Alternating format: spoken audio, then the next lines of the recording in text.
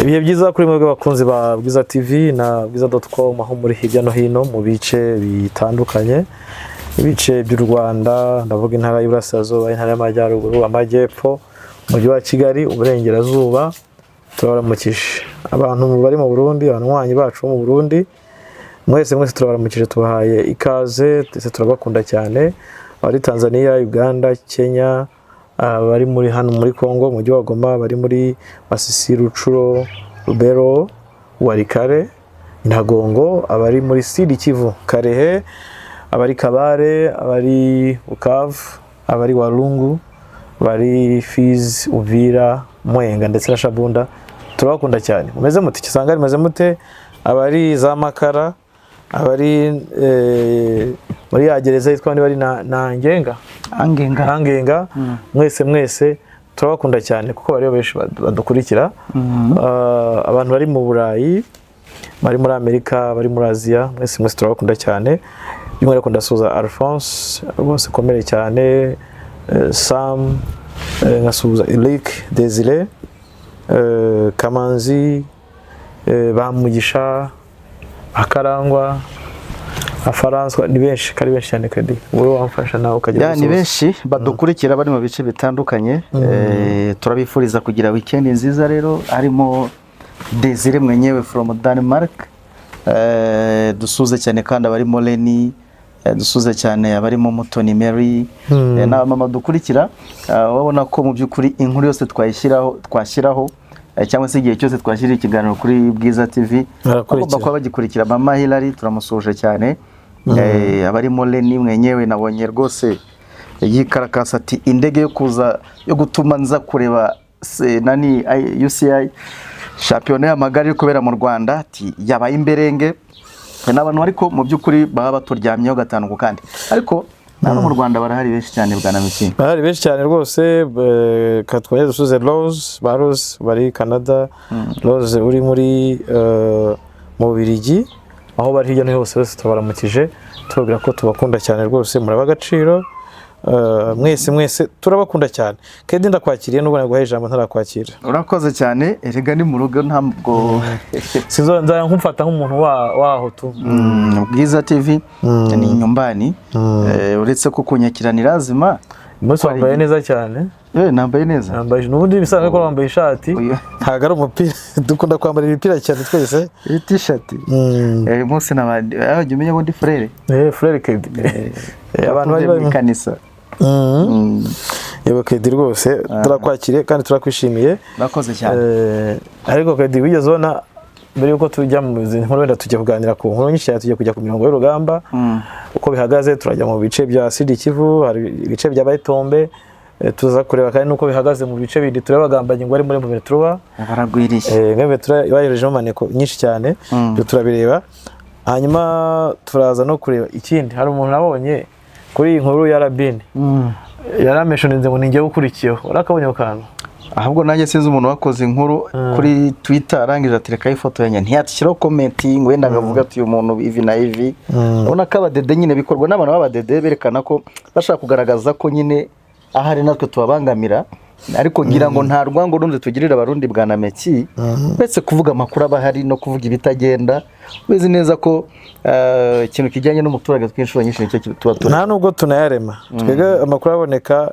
Ntange sindagira donto barakuye do rero rose navuze ati kuri inkuru yayaza ngo nawe ni kuri Twitter, kuri Twitter timeka kayiranga you next naye namusuje nti ready ni tayari. Nuko nguko nyine dukora inkuru zirimo nyine risk ntiwamenya. Byarabi nibyo nibindi byabaye, ibindi byabaye imberenge. Sara ni makuru menshi yo na Kedi. Rabini kigezweho noneho bari kumutwerera kuba ari umwe mu bamambure ngo b'umutwe usanzwe ubarizwa mu Bubiligi, bita ngo ni Rapide Seruka. Nakurikiranye nsanga no umutwe umaze n'igihe urimo abitwa ba Bob Rugurika n'abandi benshi, bakavuga ko ngo bari bamutumye i Burundi ngo ajye gutegurira ngo uburyo bazagaba y'ibitero. Ariko nakurikiranye nanone sanga nimwe twabaga tuvuga kuri ifatwa ry'umugabo Rabini bijyanye nuko kuba yafatwa na CNDD-FDD cyangwa se kuba yakisanga mu maboko ya CNDD-FDD bira biturufi ikomeye cyane kuri iriya leta y'abadede ku gihugu cy'u Rwanda kwa kundi bahora barekeje ngo berekane ko u Rwanda ngo ruhora rubifuriza ikibi. So bakavuga bati turakoresha Rabini n'abandi benshi bagiye bategurwa babaze bavuga ibinyoma n'ibindi. Ubu rero batangiye gukoresha ikintu cyitwa rapid seruka n'ibindi wenda tuzabona mu bihe biri imbere, berekana ko hari igitero cyagombaga kugabwa i Burundi giturutse mu Rwanda. Ibyo byose rero biri kuvugwa. Rabini yakomeje kuba Rabini pe. Rabini akomeje kuba Rabini. Nahoze mbona ejo ntahazwa avuga ko hari gereza yararimo ngo aza kuyimurwamo ajyanwa ahandi. Hari umuntu wagiye kumushaka, mu kujya kumushaka ubu nawe yari umusirikare bahita bahakura bajyana ahandi. Ikindi nuko Rabini ikintu ubona comment tugenda tubona nyuma y'aya makuru yose yagiye asirikira bwa Nameki, no gomba ko arazibonye abantu bose ntibumva ukuntu Rabini yisanze i Burundi. Ni mpamvu abantu benshi batabyumva nuko batazi Rabini, kandi nta bintu byose bijya kwa Rwanda, kuko ndabizi ko nkawe wakumva ko hari ibyaherwaho. Umuntu ahubwo yita yaramfite ingabo igihumbi afite iki, kandi uzikeneye wajya kuzisanga urumva nyine shidani za mingi. So ni birebire. Rabini ni ibindi umuntu ubundi abantu bazi bya Rabini ni abantu babaye nabwo ndavuga nka Keda arabizi, genda bizi ko twarakoranye, David yabimenya, baza ko nta n'ubundi ushaka gupfa kumenya mw'abantu bane, nk'abantu bane ntibarenze. Ntago byagora ko wavuga ngo hari undi muntu biza, bivuga bose no gupfa kuvuga gusa. Urumva byose bavuga, navuga ngo yagiye ngo badede ngo bamujyanye ngo yagiye kumuha akazi. Rabini ngo agezeyo ibyo baramwemeye birahinduka, ngo muta muri yombi. Ivyo ni bivugwa. Hari n'abavuga ko yagiye mu itanka y'amazi akanyuzwa Tanzania, aho kibaza niba itanka ishobora kunyura ku mupaka ntibyumvikane nk'itanka. Ikintu abantu wenda cyabacanze ni cyo kuvuga ngo Rabini yabaga mu Rwanda afatiwe ku Burundi, ku butaka bw'u Burundi na Munagani. Ibyo ni ibintu byoroshye. Tubanze duce impaka zuko nta muntu wenda waje Kigali ngo amushimute cyangwa se Nyamata yaratuye, ahubwo twemeranye ko habayeho ko wenda Rabini yashukwa cyangwa se akagenda ku bushake. Siko bimeze bwa Nameki, yaba yarashutswe, ariko nanone birashoboka ko yagiye ku bushake bwe n'umutima bitewe wenda nibyo bariho bapanga. Ariko buriya ku rundi ruhande igihe gisobanura ibintu byinshi, reka tubihe igihe tuzamenya ukuri ko ibyishe nyuma y'isaga ya Rabini muri kiriya gihugu cy'u Burundi. Tuzayimenya kuko hari n'ababa ko yagiye mu modoka y'ambasade. Kuko imodoka y'ambasade buriya barinda kumera gushaka guca ku mupaka ikagenda. Ibyo ni n'abantu bavuga. Hari n'abavuga ko Rabini hari, hariho benshi bakivuga ko agihari ngo bazi iyo yagiye. Ibyo se tuzabireba, ariko ibya Rabini byo ni bindi. Abantu bakibaza ngo yageze mu yo gute, baribaza ko yageze ni ibintu byoroshye. Ni nkuko wakwisanga Kinshasa. Ni nkuko cyane rwose. Politike ntago ari ikintu. Politike si ikintu. Ushobora kwisanga Kinshasa, wakisanga n'ahandi. Igare nuko nyine abantu bazagenda bamenya ukuri. Ushobora gucirwa inzira rwose kakugeza Kinshasa ukisanga ugeze muri Makara uri kumwe na Mutamba. Amakuru ni menshi cyane ya Rabini, hari twaza hano kuri mikoro tukavuga, ari no tutavuga, ariko ku rundi ruhande hari tutavuga, kuko ushobora kuvuga utayangaya aramarira iki wenda community kuyumva. Nigiye bagiye kuba supplication cyangwa afite ibyo agiye gusapotinga bitari ngombwa. Ariko ikintu gihari nuko Rabini nta uri mu Rwanda nyine. Aravugwa mu Burundi, ibindi no gutegereza nyuma. No gutegereza kimwe nuko twazamusanga ahandi. Byose ni ibintu bihari. Kedi rero twigire makuru katurebe umujyi wa Goma aravuga ibintu byinshi. Kedi cyane abantu barakibaza kuri ya jambo rya Ekenge Sylvain. Ntabwo nari muherutse. Yazabonye ko na Kayiko yavuze. Wese yavuze gute? Yazanye video nawe ari kusubira muri biri ariko mu Giswahili. Ekenge ntabwo mwenyewe nani uriya ni Kayiko. Ntabwo yigeze umubona. Wapi ntabwo namubonye. Sorry, Kayiko nawe yari ariko yasuye mu byo Ekenge yavuze, gusa we yabishyize mu Giswahili. Kayiko yabishyize mu Giswahili, nawe yafashe video rwose. Ni kuri Twitter yiwe. Pana iyi video iri hehe di? Ari mu gushishikariza FRDC ko bagomba kujoininga, ndetse baranavuga ati muhindukize imitutu murase mu 23. Urumva ati nicyo mwatorejwe kurinda igihugu. Video rwose hano ngomba twatoje kurinda igihugu, ati muhindukira ntuza, ati muhindutse gute muga nayibonye dore ngiye. Kwa majeshi walioshikwa mateka na waasi wa AFC M23. Majeshi ya Jamhuri ya Kidemokrasia ya Kongo abasirikare ba Republika ya Demokarasi ya Kongo inakumbusha kwa wanajeshi wote walioshikwa mateka mwebwe mwafashwe mateka au kwa wale waliopotea Goma na Bukavu. Ati nawe mwafatiwe muri Goma cyangwa mwari muri Goma na Bukavu mugafatwa nawe mu 23 muko na mtabaki wanajeshi wa FRDC. Muzahora muri ngabo za FRDC kwa kukinga nchi yetu hadi mwisho wa maisha dhidi ya adui huyo. Musiwape njia ati mwemerere M23 kwa hadi mbaya wanaokuwa nayo kuri ibyo bintu imigambi bafite gushaka kugabanya igihugu cyacu kuwatumikisha kubakoresha ya uongo inzira y'ububeshyi wanapenda kuwafanya watumwa dhidi ya ndugu zenu atubagiye kubafasha kujya kubavanywa banyu no kubica no ambayo mumedumu nayo dhidi ya watenda maovu wao yanaweza kuongeza imani yenu ya kupambana nao. Ati turashaka ko murwana n'abavandimwe banyu bagenda bisobanura muri byose ati no gutwara cyangwa se gucamo kabiri imipaka y'igihugu cyacu inapaswa kuwa kwenu mmoja wa msingi wa kujiaminia ati nimwe mugomba kuba umusingi uzalendo kuba umunyagihugu nyakuri no kurwanira igihugu cyacu. Itakuwa haibu leo kwenu kuenda umbalimbali na kiapo chenu kwa ajili ya nchi. Ati nimugomba kuba muhagaze ku gihugu cyanyu aho ngaho muri bose. Marufuku kusaliti nchi yetu na kuigeuzia mtutu raia wenu. Ati ni ibyago cyangwa se namahano kuba warwanya igihugu cyawe no kugira ngo werekezeho mtutu imbongo vitakao kuja baada yetu havitawahurumia hata kamwe. Ati ntago muzigira mabare kujye muzabikora. Mateso ambao mlioyapata na damu ya wenzenu ambao AFC M23 walioimwanga ni ushahidi wenu. Fanyeni inawezekana ili murudi amaraso yose yamenwe byose bari kubishyira kuri AFC. Kandi mubikoze byashoboka ko mugaruka. Jitengeni naye narudieni kwenye FRDC. Ati mugaruka iwanyu muri FRDC. Wenzenu ambao CICR iliwatosha ndani ya kambi ya MONUSCO. Ati ni murebe bagenzi banyu SSS yabakuye muri MONUSCO. Kimbia mateso ya FCM20. Ati bahunze ibyago bya M23 na ipo katika jeshi la taifa na mshahara wenu inaendelea kuchungwa. Umushahara wanyu uracyari kandi uracunzwe. Kufanya iwezekanayo ili ati murasaba gukora igishoboka cyose kurwanira igihugu cyanyu. Uwo mushuti wawe Kayiko yari yaraburiwe irengero rwose. M23 ifite ibibazo ndakora he. Ifite kese yo guhangana n'izi mbwirwaruhame z'abaziga muri FARDC bahagurutse. Uzi ko bishoboka ariko kedi. Zika abasirikare bashaka guhindura umututu bakawindura ko M23. Mu gihe cyose M23 itahaguruka ngifata ingamba ziremereye cyane ko uretse n'ubu ngubu wenda erega gukora iyi communique meke ntago byapfuye kwizana nuko hari elema zagiye ziturugamba cyangwa zita ibituba by'uburinze aho bagomba kuba bakorera akazi bakajoininga FARDC. Urumva ngo babonye ko bishoboka kandi umara umaze kugera muri FARDC ni mwinshi waratorejwe no mu 23 cyane cyane muri abiri potinze. Ino iri tangazo ro batanze bavuga igisige cya FARDC bafite cyo bashingiraho kuko bafite preuve z'abantu bavuye muri M23 bari baratojwe bitwa ko nyine bigaragara ko bamaze ko abasirikare ba ARC Armée Révolutionnaire Congolaise bikarangira bagiye muri FARDC basuye muri FARDC. So kubita muri uyu muripo kumeza gutya ngo nabandi hano bacanganyikiwe basoreje ku kantu cyane cyane gaci intege FARDC kajyanye na Sareri. Oya gaci Sareri cyakinanirana.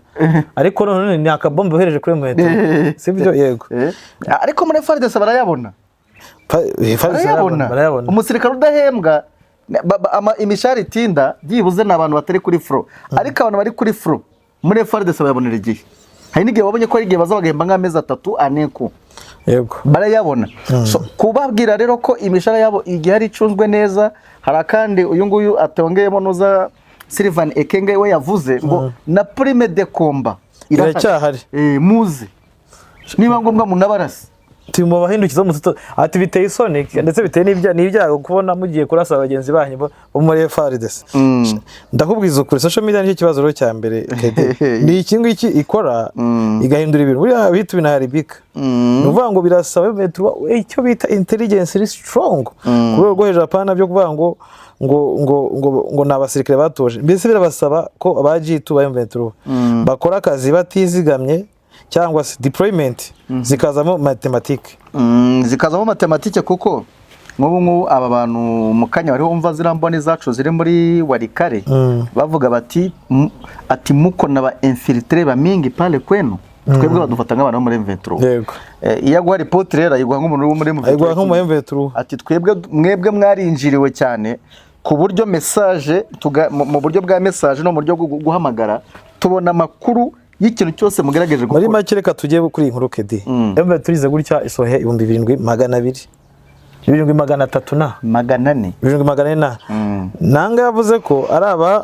ari brigade zigera mureye ubundi ikintu mbona byapfiriye byose umunsi nanga avuga ko abasirikare ngo bafatiye mu mujyi wa Goma buriya muri communication hari ahantu hahise hashya muri make nanga cyangwa nabandi babivuza ashaka ko barabivuza bavuga bati n'uburyo bwo gushaka kugaragaza ko bafite imbaraga kuko bakina ku mubyimba ariko mu byukuri FARDC yabibonyemo amahirwe menshi cyane kuko iyo urebye uburyo yahise ibyakira kwanza babanje kugira ubwoba iyo uvugisha abantu bari kuri floor ya Walikale floor ya Rubero bakubwira ko bacanganye cyo abantu muri FARDC nyuma yo kumva iriya mibare y'abasirikare bangana kuri bapasinze bakavuga bati noneho akacu karabaye FARDC rero nayo inkoni yo kuvuga ngo abantu nibaza amafaranga yanyarahari ikabumvisha ko badakwiye kugambanira erega meki ibintu byose ni communication buriya ni ikintu gikomeye cyane niyo mpamvu tuvuga tuti abantu bakerensa akazi dukora ntabwo bazi ibyo ari byo ntabwo babizi buriya hano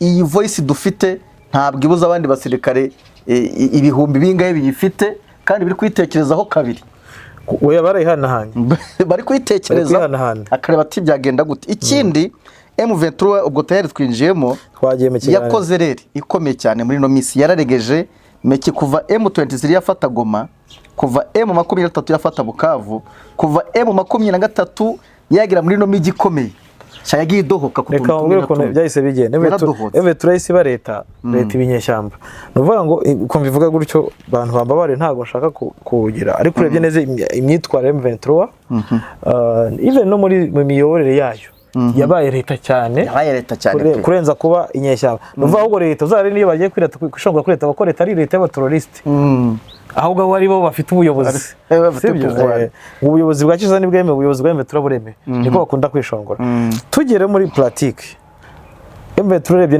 nuko iteye n'ibyayo byose yabaye leta ntago kwa kundi unyura mu matwari inyeshyamba ugasanga amabariyeri menshi buriya inyeshyamba ikintu cya mbere kiziranga bariyeri nuguri kenge ritayari kuba itize umuntu wese uri gukorosinga mu mujyi wayo itize nyine ugomba ko nk'inyeshyamba akabone nubwo ufite imige nkingi ubwo se kuyigira ukifite infiltré imbere wawe bivuze ko ugomba kugeza koko so nuvuga ngo yabaye leta kurenza ko igeze icya mbere ifata ubwo nshaka kuvuga ko mbibona n'abantu banyihangane isuzugura ikintu bita umwanzi wayo isuzugura Wazalendo igasuzugura aba FDLR igasuzugura nuvuga ngo bafata nk'abantu baraho ngaho urabyibuka arano twagegera turi kumwe twabate ngo umusekera azabati za nimbunda ugende umusekera kuza nimbunda aragiye sibyo uza afite izingaye mu rugo ejo mu Rubaya nibwo hafatiwe umukoroneri urumva ibyo twavuga ko babaye leta bagakabya hafatiwe umukoroneri bita muzungu bakunda kwita Mandela nuwo muri Pareko FF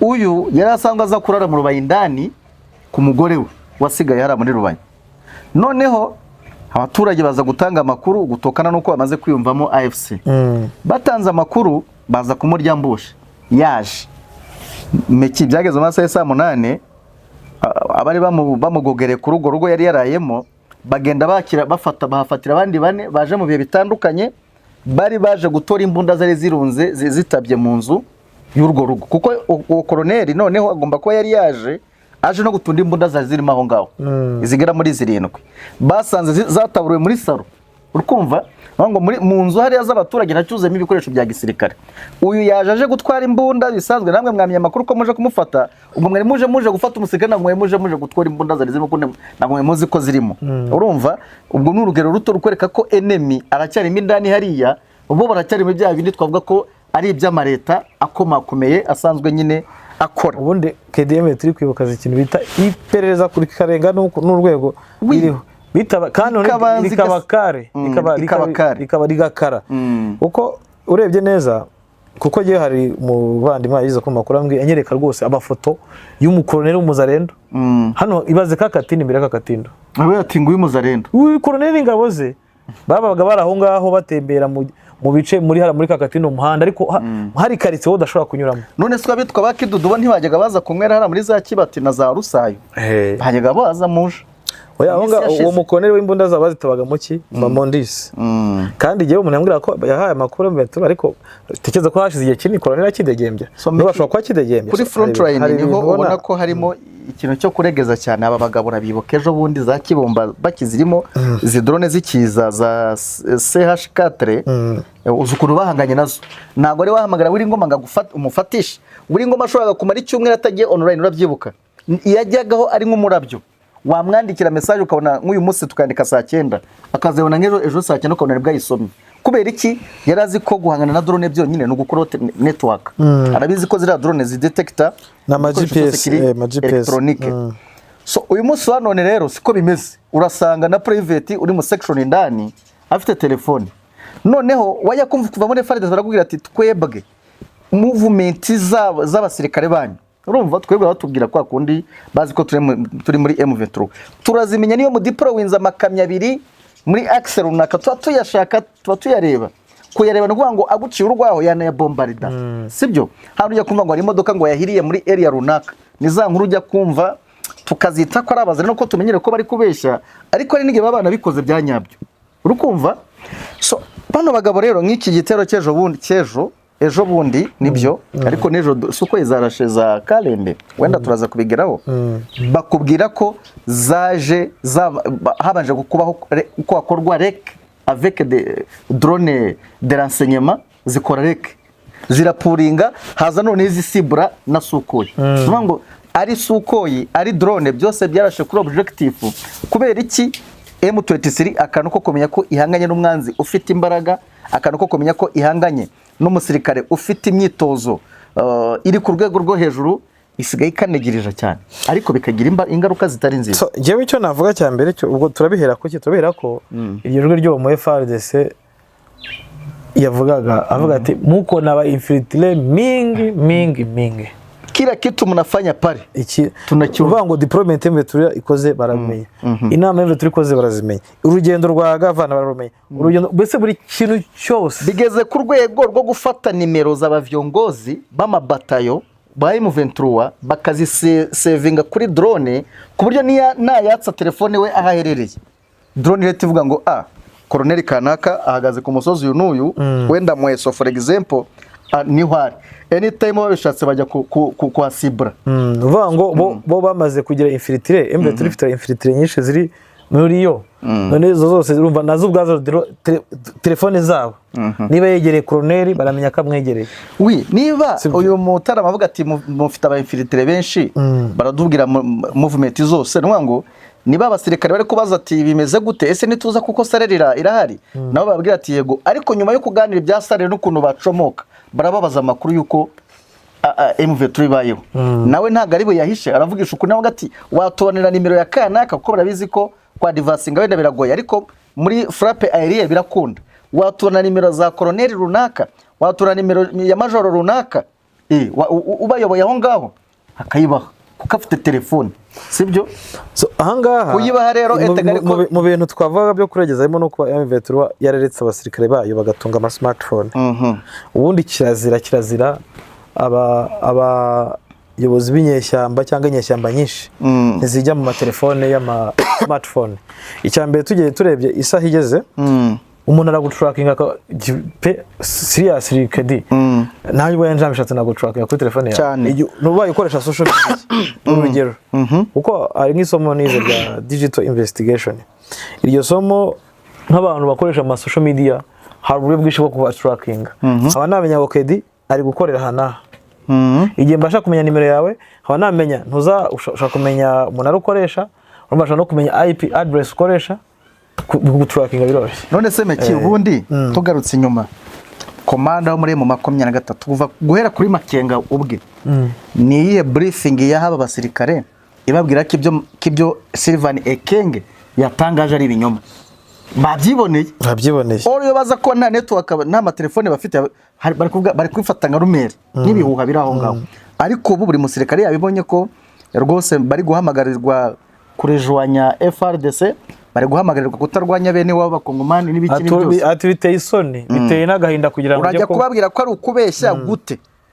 Oya, okay, baratojwe amezi bamaze batozwa, niyo kuko buri harimo kubigisha ibijyanye na politike, harimo kubigisha iby'igisirikare ndetse na discipline M23 n'umurongo wayo na cause yayo, ariko ikintu gyara abasirikare byanga byakona ntibazibagirwa aho bavuye. Ariko mekete ikindi kihari giteye n'inkeke kuri M23 kuba Ekenge avuga ati amafaranga yanyu aracyahari. M23 ari capable yo kuzava amafaranga. Buri umuntu wavuye Sabyinyo, umuntu wavuye mu nkambi, umuntu wavuye muri aka kababaro tuzi abatarama maze b'imyaka 30 uriya yamara n'imyaka 10 adahembwa. Hariya ni trebye turabyemeranya.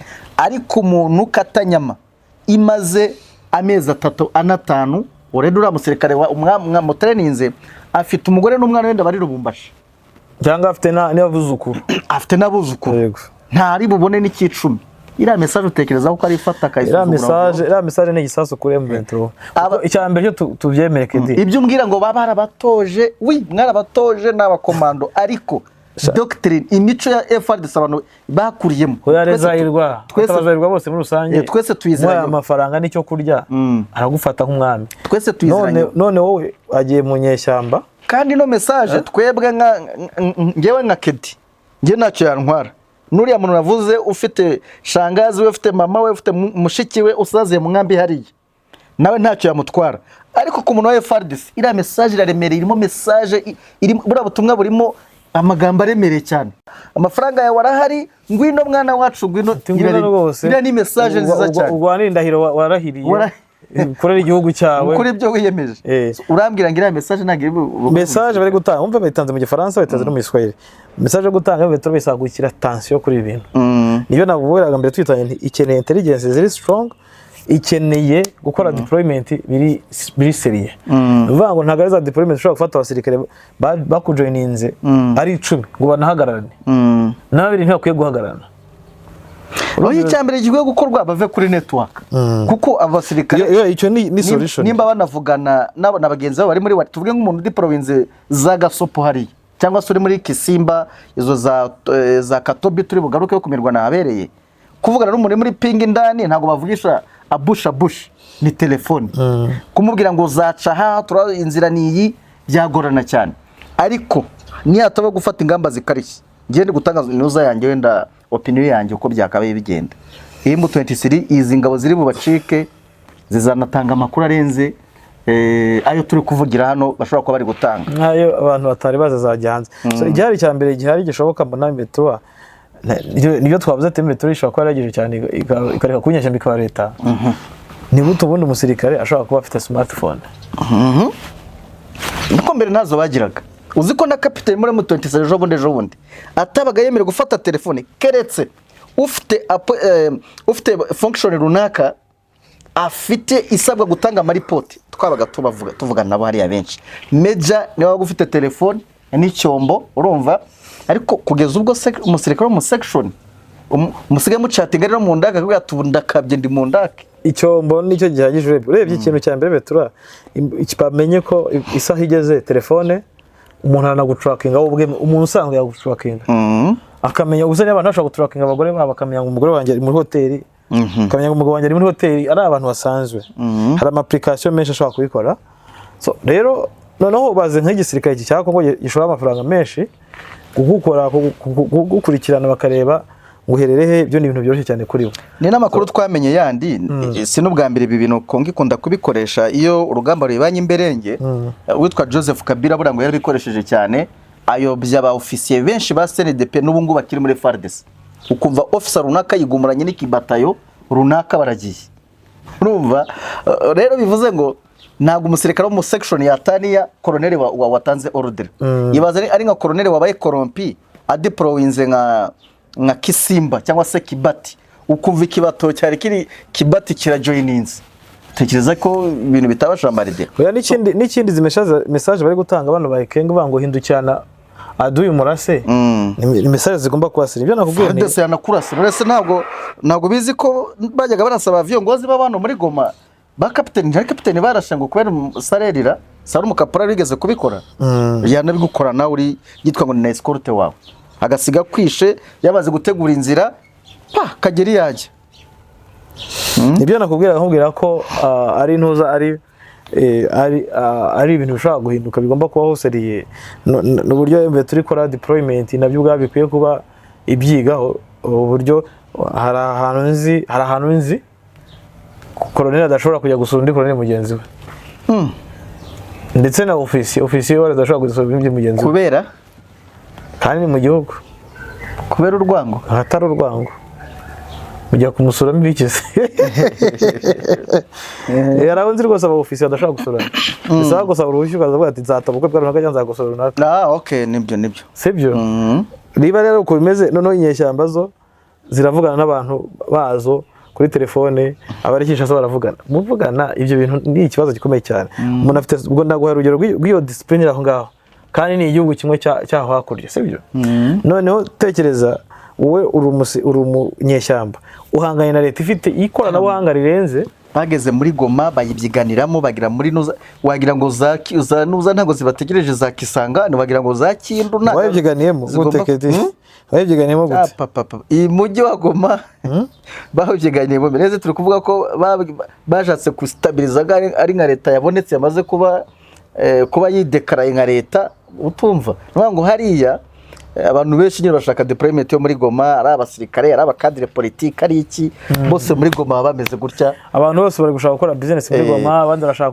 kubona ubuyobozi buri munsi za Uvira ziracyari hariya Kisangani iracyari hariya Walikale iracyari hariya meki buriya gupfurupfu nka rwa rundi nuza yapfuye Mose arebikana nari nga hariya haburaga gatungagiro n'urupfu rubabaje cyane sibyo ingabo za M23 zaritanze ibaze ko warahanganye n'izi drone zikiza kuba warahanganye n'izi Sukhoi kuba warahanganye na za kajugujugu twavuga tuvuga ubwoko bwazo usoma kataloge ukavuga ati noneho barashize ugahangana na biriya bifaru by'abaturuki byo kuri rura rwego by'abanyamaleziya ugahangana na basinipa abanyaromania ugahangana na biriya bitindagasari byose wajya kwicwa n'ikintu n'umuntu wa fominze wahaye amahugurwa y'igisirikare umuntu wagaburiye umuntu wagize ute akakugubanya pe kubera ko habayo ko waregeje kuri ku ngamba zimwe na rimwe wari warihaye so ni kibazo cyane rero ntekereza ko M23 igomba kurebaho bagaho umurongo Mr Meki neze kedero no kwiye kubakora iki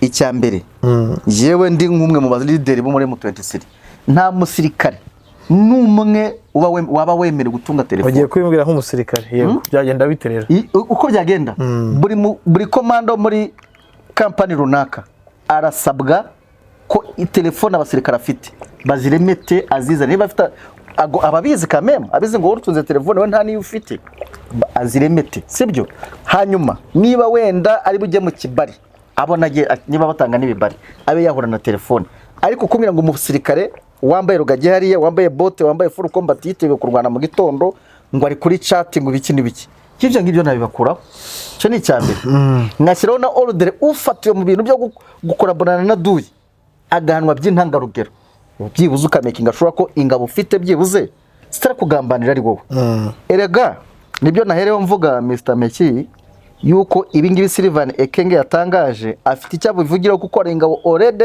zamaze kugera muri FRDC zivuye muri mu 23 aho bita gasheberi y'amacumbi hari abatoye uburinze baragenda kandi nyuma yuko bagiye ako kanya hahise haza igitero kiza kibasira forces ziri deployed aho ngaho kubera iki baragiye bataye uburinzi bahise batanga umuripuko kuko bari ku burinzi ku kanaka na kanaka bavuze ko bari bapiza igoti n'ibiki umusirikare unaza gukatinga kurasa iyo defense biramworohera kuko afite amakuru yuzuye ahawe n'uwari uhibereye urumva arabatangiye kugenda n'ubushize mu mezi nk'atatu ashize hari igikundi cy'abasirikare benshi bagiye bamwe bagaca Rubero bakisanga Beni abandi bagaca hano muri Masisi n'ubundi bakisanga bavuga ngo ibintu ba Ekenge bavuga ndetse n'ibintu bahanuza ba Kayiko bavuga ni ibintu bigomba kuba byumvikana kubya nabo ni ibintu byatangiye kuba FARDC yagenda kedi biroroshye ubwo nuwa M23 ko baraba FARDC bajya muri M23 ngiye mbona M23 mu basirikare bose yakira ngo bayijoininga ikwiye kubakira ifite ibintu byinshi igomba kuba isabwa. Icyambere nko kuvuga nta musirikare wundi ukwiye kuba nko muri iki gihe nkurikije aho isi igeze yaba n'uwa FARDC ntakwiye gutunga telefone, kubera ko icyambere cyo ikoranabuhanga GPS, wowe muri telefone already yawe ufitemo GPS, ubwo tracking drone kazi kakumena kubona ubishobora musirikare ibintu yavuga guriya wariri yajwe aravuga ko telefone zose z'abayobozi nta urumva bivuze ngo bazo logiciel kuri drone ubwo niho bazo uko babigenza. Ikindi bantu ntakajya basuzugura inkuru tubabwira, twarababwiye tuti nyamara wari kare irimo abamiliseneri kandi babahanga kuri drone. Twavuze abanya-Ukraine ko bari hariya n'ubu inkuru dufite iremeza ko ari elema z'abanya-Ukraine ziri hariya. Ejo bundi kuri Bwiza n'ubundi twasobanuraga buryo ki isoko ry'intwaro zo muri Ukraine zisigaye ziza kurwana muri Afrika cyane cyane muri Congo. Niyo haziramo ko n'abanya-Ukraine bisanze muri iyi ntambara mu buryo bw'ibanga wenda. Hari abanya-Colombia, hari abanya-Romania nabo ntabwo bigeze bagenda bavuye muri Goma ariko ntibavuye muri Congo. So ibi bikundi byose kuko bidashoboye kujya kwirirwa bijya mu ambiskade y'ibiki n'ibiki bose bakwepera ku madrone. Kwa kuri South Africa avuga ati ntituri bwa diversing, twebwe turaba specialiste mu ikoranabuhanga bagakoresha drone. Urabizi ko aribo bivuganye Castro, Red Castro, umuyobozi w'ubutasi mu cyama cyose sibamwishe n'abandi rero birashoboka. Nwango hariya hari icyo bita imbaraga z'abacanshuro ku kintu kijyanye na technology, siko bimeze se. Niyo mpamvu air defense system ya M23 irajya down gato muri axe ya Masisi, drone ikirere kigeta cyuzura drone za enemy zikakijajanga pe kandi zikanasibura.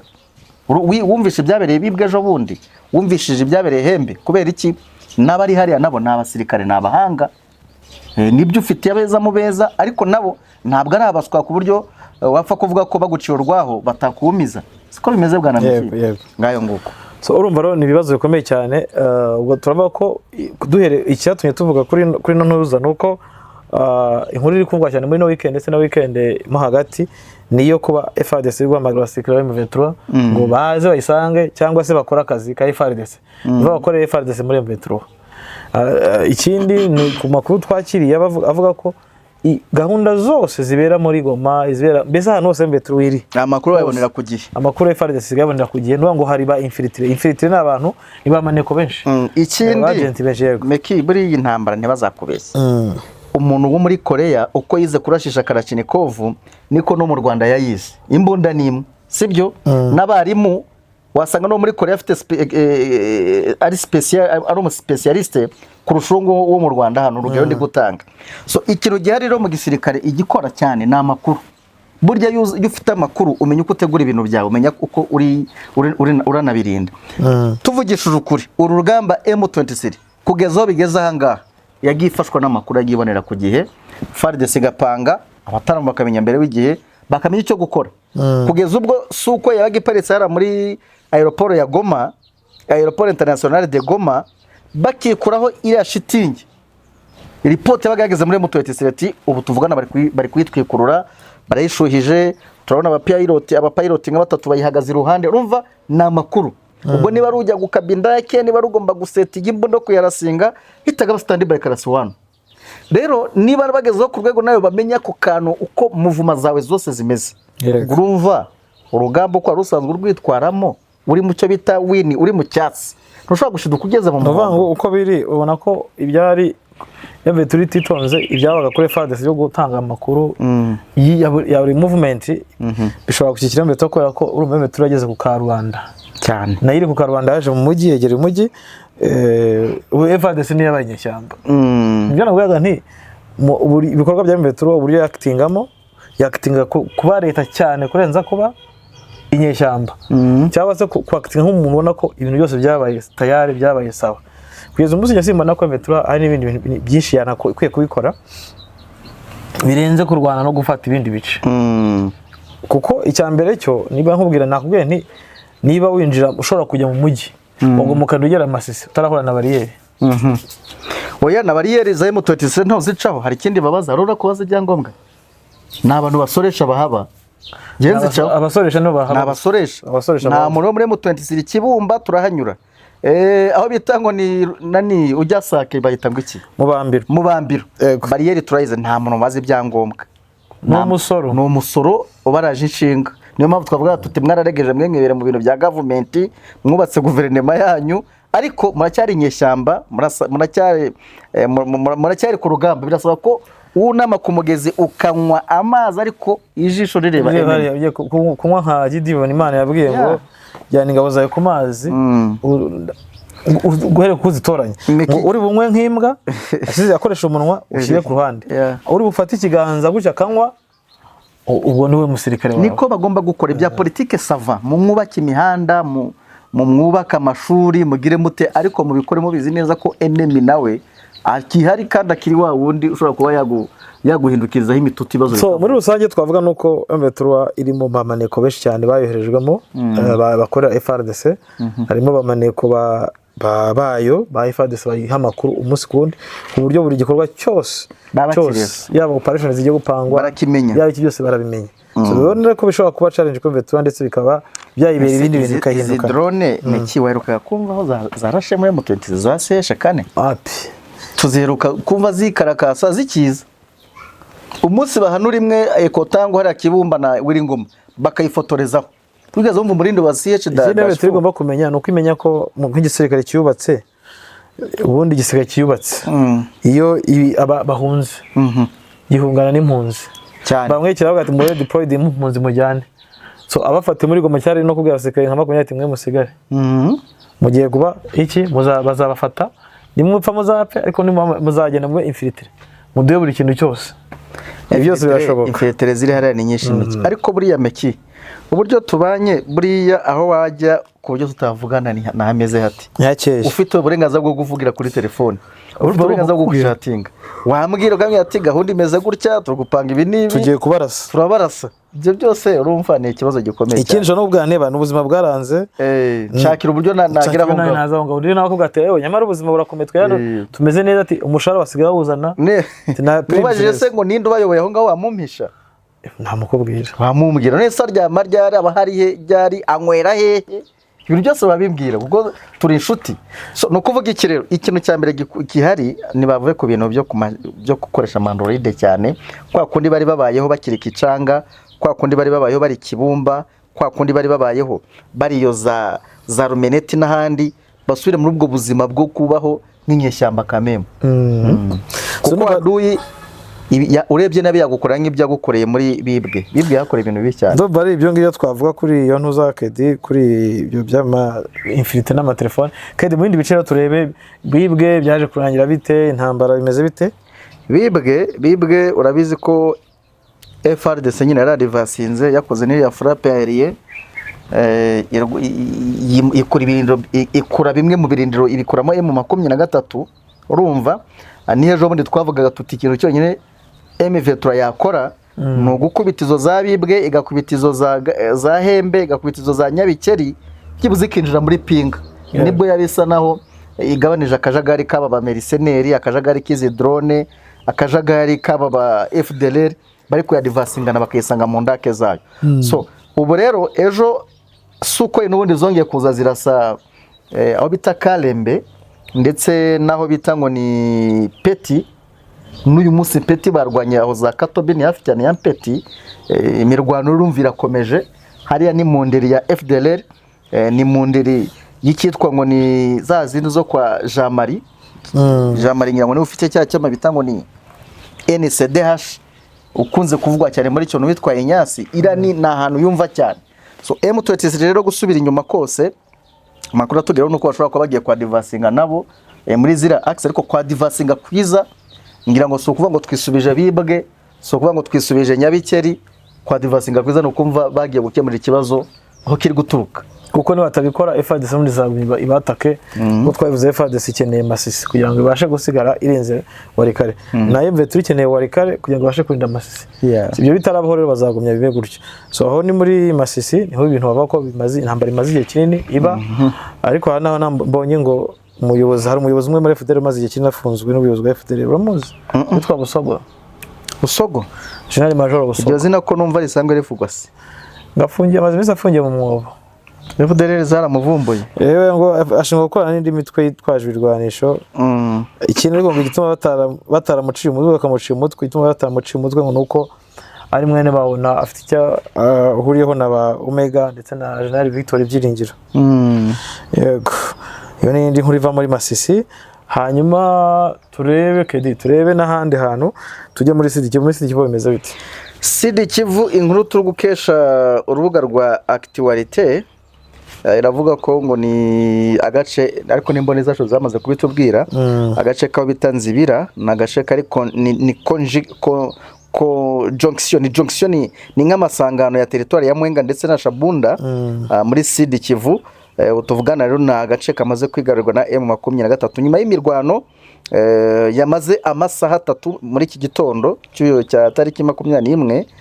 Iyi mirwano ariko ikaba ari imirwano yumvikanyemo ni imirwano yumvikanyemo imbunda ziremereye. Ikindi nabonye abantu bari kuvuga bati ko twari tuzi ko Nzibira ifitwe na M23 bibagirwa ko cyagiye bya bitaro by'amadrone byari bikarishye M23 hari bice yarekuye ni ibice yarekuye M23 ariko ntago bure M23 twava ko yafashe Nzibira irageze ku kibuga cy'indege cyaho uziko cyo hariho yafashe akaboko indege ntigera ntago yari yafashe groupement yose ya Nzibira kuko ni ngo nini cyane gene n'abaje umuntu arambwa ati groupement ya Nzibira nini cyane so M23 yanafatiye n'ibikoresho kedi yafata ibikoresho dore none n'ibifoto bya Maite nabonye batangiye kubishyira ku ntuza kwa mitandao ngira ngo urazibona ni nyinshi cyane.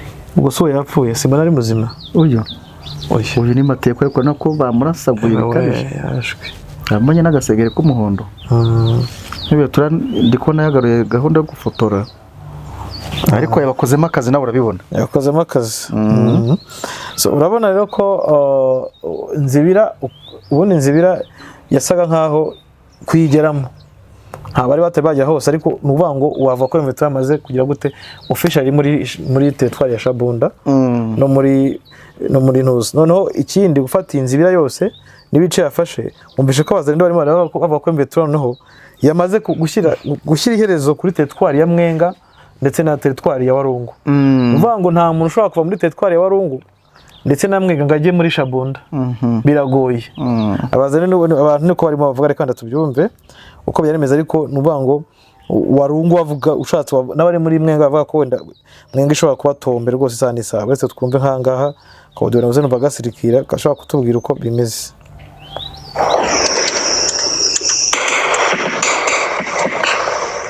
Yana masasu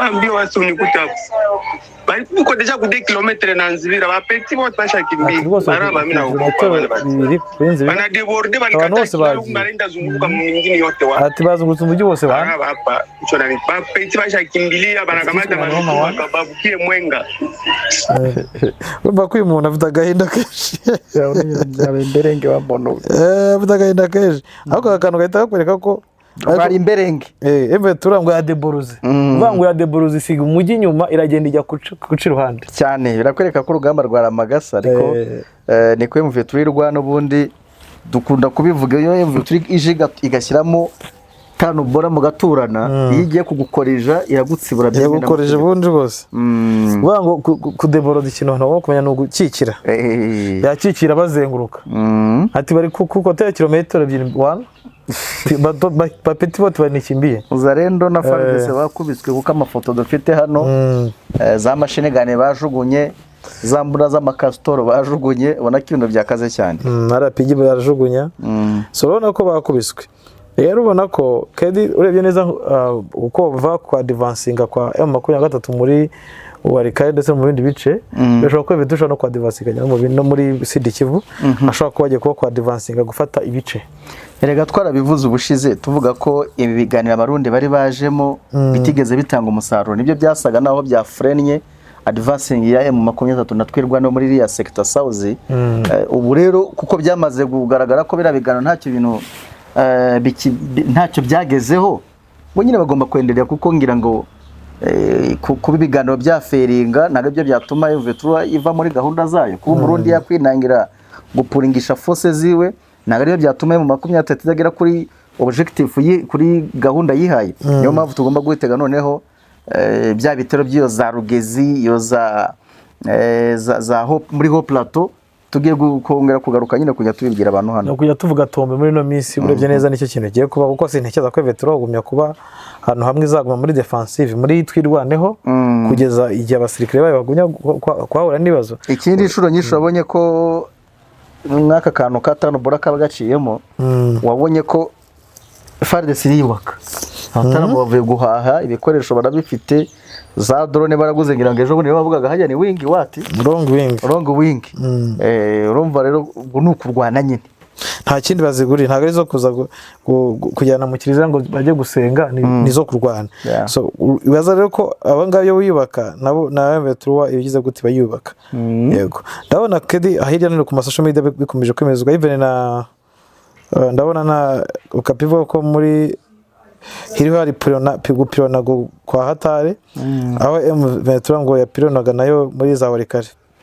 Katobi ni hafi cyane ya Peti twarimo tubiganukaho mu kanya habereye imirwano ariko karana gace ka FDLR Meki urajya kumva hari FDLR zifite n'ibisekuru urumva zarahageze mu mvugo nziza hari FDLR y'igikamba ya yindi ya nyayo apana barupiga niyo mpamvu mvu urugamba rwa hariya runakomeye cyane n'ubu twavugaga umusozi wa Muzimu ejo muri tubabwira ukuntu washindikanye kugeza ubwo mu 23 igenga katirusha irasheringa kugira ngo enemy avemo byaje kurangira agengo. So bikwereka rero imbaraga ziri muri biriya bice ni ibice bifite imiterere y'amashyamba y'inzitane ni ibice kandi bidatuwe cyane ku buryo n'umuturage kugira ngo azabone ko aguha amakuru bigoye.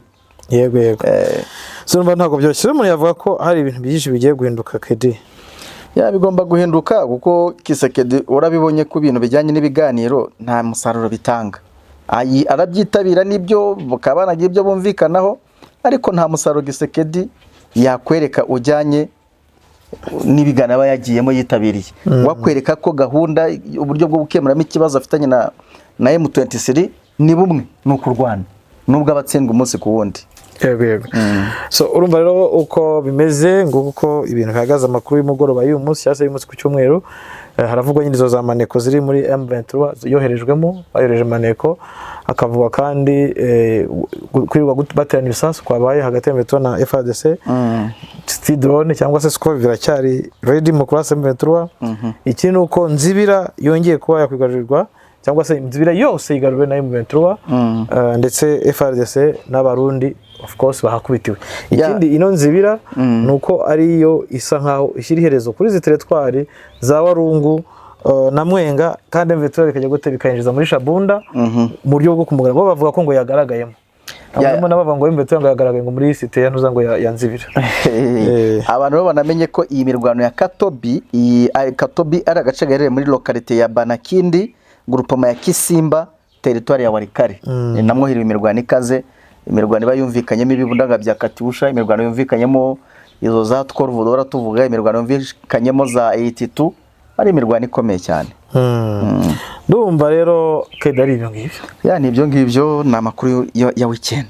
So nibyo ngibyo no bari amakuru y'ekene twatugarukijeho ngo dushimira abantu bakurikiye kino kiganiro tubabwira ngo mushobora kudutera inkunga kedi noneho igihe kirageze ngo umuntu amanuke pfiriya imitutu bahungu bamaze kuyihanagura neza urumva batangiye noneho iyi Nzibira buri ishobora kuba igiye kubimburira ibindi tutavugira hano tugomba kwitarisha kameme. So nduba tugiye kujya mu bice byo kuri tere nyamuneka inkunga yanyirakenewe muhereze inkunga twisubirire kuri tere tujye kwirebera amakuru mu bice bya Sud Kivu cyane ko mwesha ariho mukeneye amakuru.